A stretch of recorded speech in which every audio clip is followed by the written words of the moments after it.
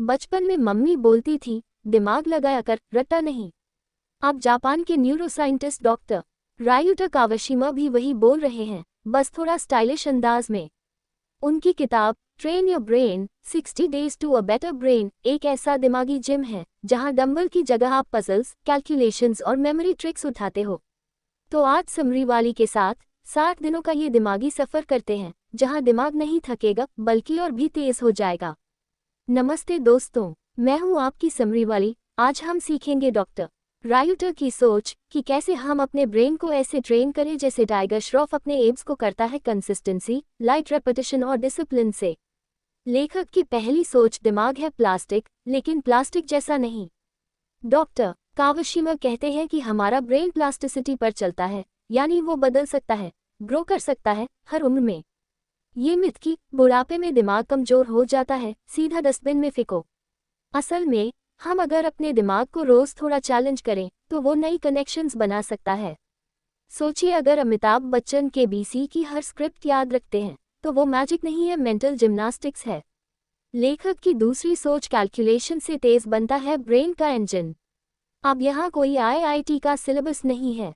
Doctor Kawashima का formula है, रोज हल्के फुल्के कैलकुलेशंस करो लेकिन तेजी से। जैसे 13/7 या 54-29 जैसे छोटे सवाल। इनसे आपके प्रीफ्रंटल कॉर्टेक्स का वर्कआउट होता है, जो अटेंशन, जजमेंट और मेमोरी को हैंडल करता है। आपका दिमाग एक स्कूटर नहीं, एक सुपर बाइक है, बस उसे रोज स्टार्ट करना होता है। लेखक की तीसरी सोच रीडिंग अलाउड मतलब दिमाग का कार्डियो। जैसे रनिंग से आपका दिल तेज धड़कता है, वैसे ही जोर से पढ़ने से आपका दिमाग एक्टिव होता है।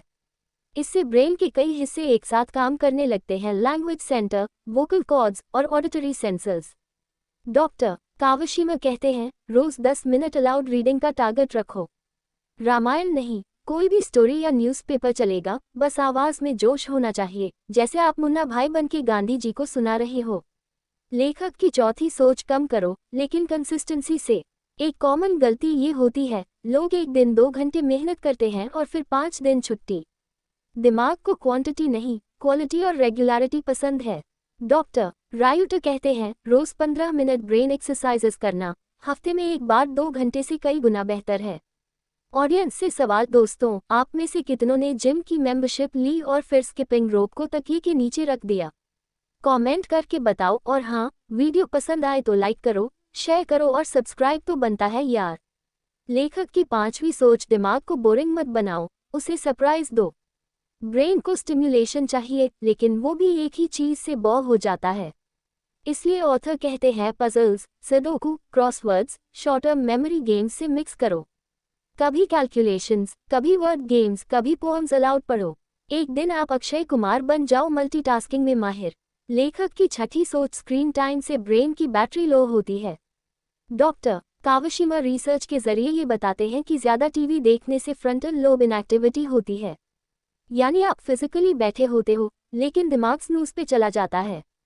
और सोशल मीडिया स्क्रॉल करना तो ऐसा है जैसे पॉपकॉर्न खाते खाते खाना भूल जाना। इसलिए रोज एक फिक्स समय टीवी फोन को दो, बाकी समय ब्रेन को दो। लेखक की सातवीं सोच विजुअलाइजेशन है, मेमोरी का मैजिक ट्रिक। जब आप कोई चीज याद कर रहे हो तो उसे इमेज में इमेजिन करो। जैसे अगर आपको किसी का नाम राजीव याद रखना है तो उसके सिर पर राजा का मुकुट इमेजिन करो। डॉक्टर कावाशिमा बताते हैं कि इससे हिप्पोकैम्पस और विजुअल कॉर्टेक्स एक साथ एक्टिवेट होते हैं, जिससे याददाश्त बुलेट ट्रेन बन जाती है। हमारे दिमाग को टेक्स्ट कम, सिनेमा ज्यादा पसंद है। लेखक की आठवीं सोच ब्रेन फूड भी असली वाला चाहिए। अंडे, मछली, नट्स, ब्लूबेरीज और ग्रीन टी ये सब एंटीऑक्सीडेंट्स और ओमेगा-3 से भरपूर होते हैं, जो ब्रेन सेल्स को प्रोटेक्ट करते हैं। डॉक्टर रायुटर का कहना है कि हेल्दी माइंड का एक हिस्सा हेल्दी फूड से जुड़ा होता है। कह सकते हैं, मुंह में बादाम, दिमाग में बुद्धि। लेखक की नौवीं सोच इमोशन कंट्रोल भी होता है प्रीफ्रंटल कॉर्टेक्स का काम। अगर आप बार बार गुस्सा होते हैं, डरते हैं या तनाव में रहते हैं तो ब्रेन की एनर्जी इमोशंस में वेस्ट हो जाती है। इसलिए डीप ब्रीदिंग, जर्नलिंग और ग्रैटिट्यूड प्रैक्टिस से अपने इमोशनल सर्क्यूट्स को ट्रेन करें। जैसे शाहरुख ने ओम शांति ओम में कहा, पिक्चर अभी बाकी है मेरे दोस्त, वैसे ही दिमाग का भी पोटेंशियल अभी बाकी है। लेखक की 10वीं सोच age is just a number for the brain too. Doctor Kawashima ने कई एक्सपेरिमेंट्स किए सीनियर सिटीजन्स के साथ और ये पाया कि जिन लोगों ने रोज हल्के कॉग्निटिव टास्क किए उनका ब्रेन एज 10 साल यंगर हो गया। यानी 70 की उम्र में भी आप इंस्टाग्राम रील्स नहीं, मेमोरी रील्स बना सकते हो, बस ट्रेन करना नहीं छोड़ना चाहिए। अब चलो इस सफ़र का एक पॉजिटिव फुल स्टॉप लगाते हैं, लेकिन पहले याद दिला दूं, अगर आपको लग रहा है कि आपकी ब्रेन की जिम अब खुल चुकी है तो वीडियो को लाइक, शेयर और सब्सक्राइब ज़रूर करिएगा और कमेंट में बताएं आपकी सबसे पसंदीदा दिमागी एक्सरसाइज कौन सी है। किताब का टेक अवे ये है, दिमाग को रोज़ थोड़ा चैलेंज दो, कंसिस्टेंसी रखो, वैरायटी बनाओ और खुद को मेंटली एक्टिव रखो, फिर आपका माइंड बनेगा रणवीर सिंह जैसा हाइपरएक्टिव और अमिताभ बच्चन जैसा शार्प। अलविदा, अगले समरी में मिलते हैं।